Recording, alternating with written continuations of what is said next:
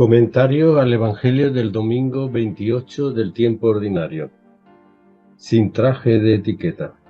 15 de octubre de 2023. Primera lectura, Isaías capítulo 25, versículos del 6 al 10. Salmo 22. Segunda lectura, carta a los Filipenses capítulo 4, versículos 12 al 14 y 19 al 20. Evangelio de Mateo capítulo 22, versículos del 1 al 14. Texto de las dos versiones de la parábola de los invitados al banquete de bodas. Versión de Mateo. De nuevo tomó Jesús la palabra y les habló en parábola. ¿Se parece el reinado de Dios a un rey que celebraba la boda de su hijo? Envió a sus criados para avisar a los que ya estaban convidados a la boda, pero estos no quisieron acudir. Volvió a enviar criados encargándoles que le dijeran: tengo preparado el banquete, he matado los terneros y los cebones y todo está a punto. Venid a la boda. Pero los convidados no hicieron caso. Uno se marchó a su finca, otro a sus negocios. Los demás echaron mano de los criados y los maltrataron hasta matarlos. El rey montó en cólera y envió tropas que acabaran con aquellos asesinos y prendieran fuego a su ciudad. Luego dijo a sus criados: la boda está preparada, pero los que estaban convidados no se lo merecían. Ir ahora a la salida de los caminos y a todos los que encontréis invitarlos a la boda. Los criados salieron a los caminos y reunieron a todos los que encontraron, malos y buenos. La sala del banquete se llenó de comensales. Cuando entró el rey a ver a los comensales, reparó en uno que no iba vestido de fiesta y le dijo: amigo, ¿cómo has entrado aquí sin traje de fiesta? El otro no despegó los labios. Entonces el rey dijo a los sirvientes: atadlo de pies y manos y arrojadlo fuera a las tinieblas. Allí será el llanto y el rechinar de dientes. Versión de Lucas de la misma parábola. Al oír aquello, uno de los comensales le dijo: dichoso el que coma en el banquete del reino de Dios. Jesús le repuso: un hombre daba un gran banquete y convidó a mucha gente. A la hora del banquete mandó a su criado a avisar a los convidados: venid, que ya está preparado. Pero todos a una empezaron a excusarse. El primero le dijo: he comprado un campo y necesito ir a verlo. Dispénsame, por favor. Otro dijo: he comprado 5 yuntas de bueyes y voy a probarlas. Dispénsame, por favor. Otro dijo: me acabo de casar y naturalmente no puedo ir. El criado volvió a contárselo a su señor. Entonces el dueño de la casa, indignado, le dijo: sal corriendo a las plazas y calles de la ciudad y tráete aquí a los pobres, lisiados, ciegos y cojos.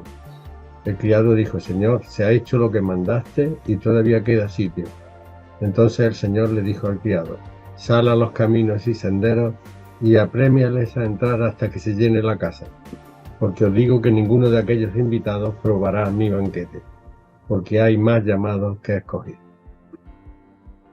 Este domingo leemos de nuevo otra parábola, la de los invitados al banquete de boda, que la refieren solamente los evangelistas Mateo y Lucas, aunque con notables diferencias entre uno y otro si comparamos ambos textos. Lucas sigue el mismo esquema narrativo de Mateo, pero con algunas variantes interesantes. En primer lugar, inmediatamente antes de la parábola, Jesús aconseja a los discípulos no ocupar los primeros puestos en los banquetes e invitar solamente a aquellos a los que nadie invita. Cuando des una comida o una cena, dice, no invites a tus amigos, ni a tus hermanos, ni a tus parientes, ni a vecinos ricos, no sea que te inviten ellos para corresponder y quedes pagado. Al revés, cuando des un banquete, invita a los pobres, lisiados, cojos y ciegos, y dichoso tú entonces, porque no pueden pagarte, te pagarán cuando resuciten los justos. En Mateo, sin embargo, la parábola se sitúa sin más introducción justo a continuación de otra parábola, la de los viñadores perversos que leíamos el domingo pasado. Veamos las diferencias que hay entre ambos textos. Mientras que en el Evangelio de Mateo se dice que los convidados no hicieron caso, uno se marchó a su finca, otro a sus negocios, los demás echaron mano de los criados y los maltrataron hasta matarlos, el evangelista Lucas sustituye este texto por este otro, pero todos a una empezaron a excusarse. El primero le dijo: he comprado un campo y necesito ir a verlo. Dispénsame, por favor.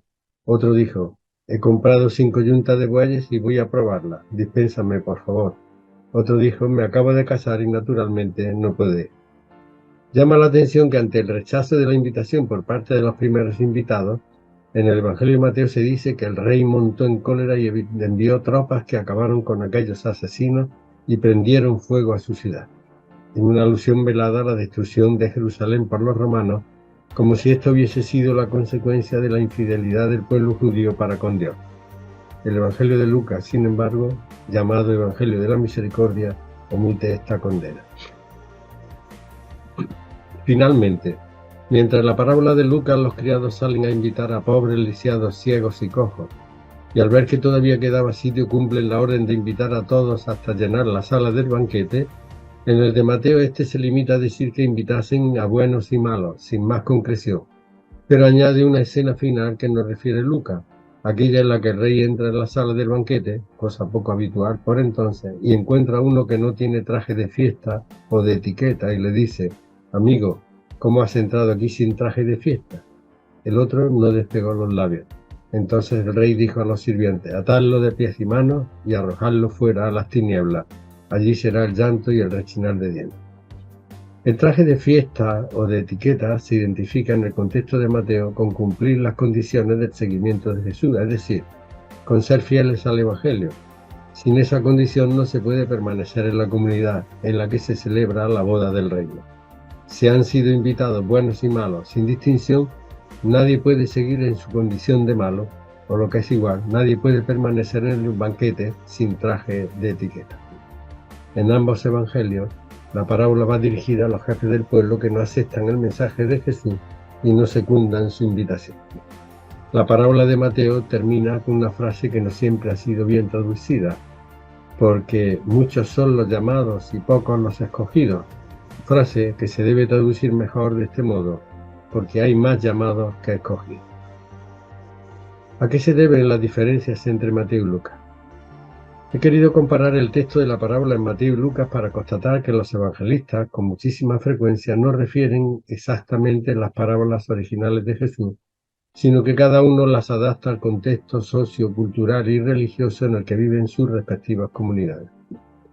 Mientras que en la comunidad de Lucas de origen griego se daba una tensión fuerte entre ricos y pobres, como sucedía en la sociedad romano-helenizada de la época, subraya que los que entran al banquete son precisamente los que hoy podríamos considerar como los que pertenecen al grupo de los marginados, pobres, lisiados, ciegos y cojos, o en expresión del Papa Francisco, los descartados.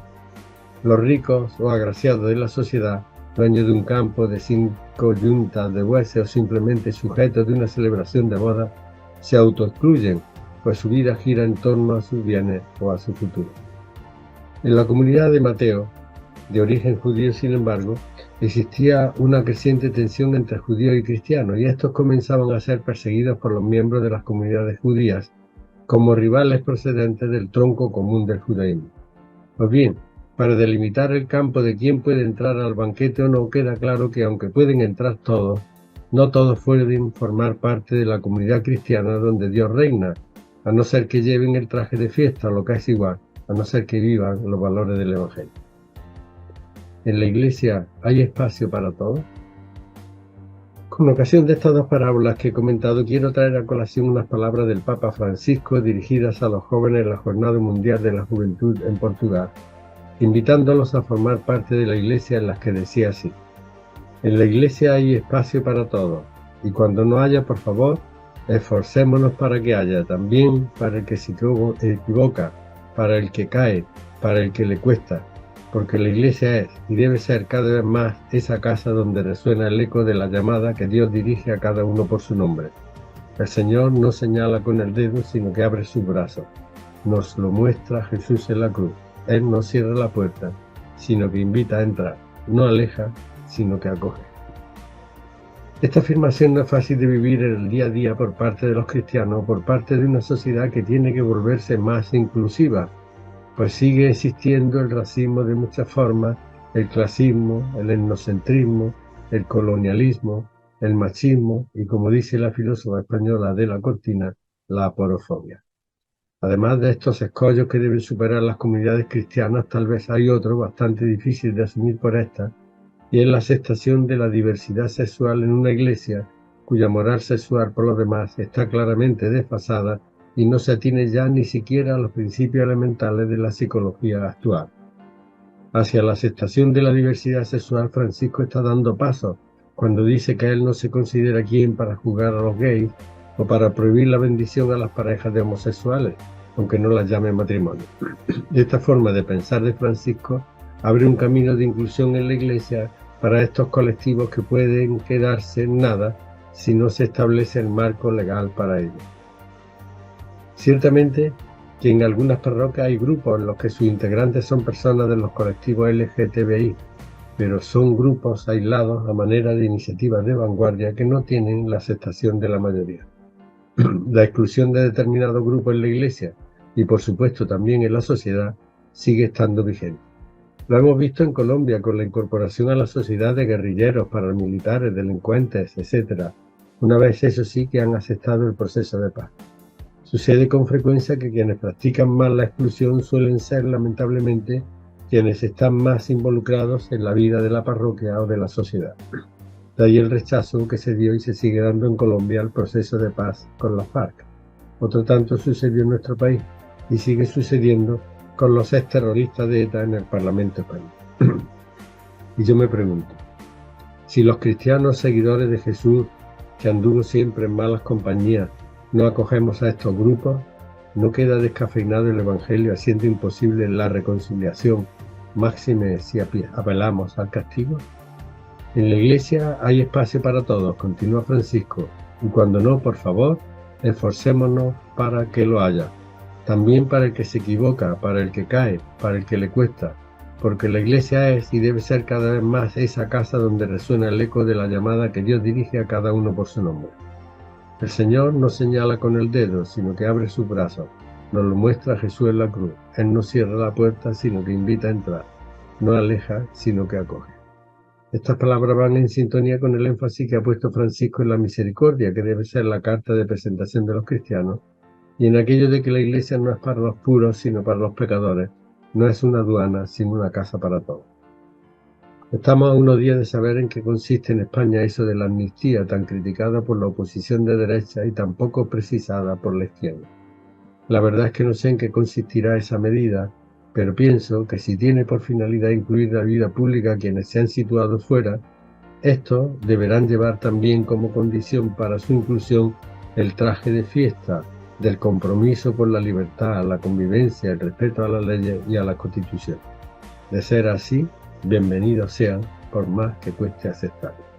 Pues no olvidemos que si todos pueden entrar en la Iglesia o formar parte de la sociedad, no todos pueden permanecer en ella, ya que hay quienes se presentan a la boda sin traje de etiqueta, requisito imprescindible tanto en el debate eclesial como en el democrático.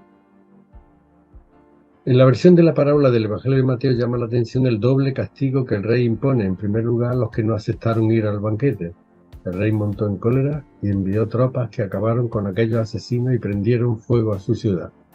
Y en segundo lugar, al invitado sin traje de fiesta. Entonces el rey dijo a los sirvientes, atadlo de pies y manos y arrojadlo fuera a las tinieblas. Allí será el llanto y el rechinar de dientes. Dos castigos que van más en la línea del Antiguo Testamento, de un Dios vengativo tan lejano de la imagen del Dios de Jesús, que invita a los suyos a que amen incluso a los enemigos. Quizá por esto el evangelista Lucas, en su versión de la parábola, ha suprimido esa doble venganza divina.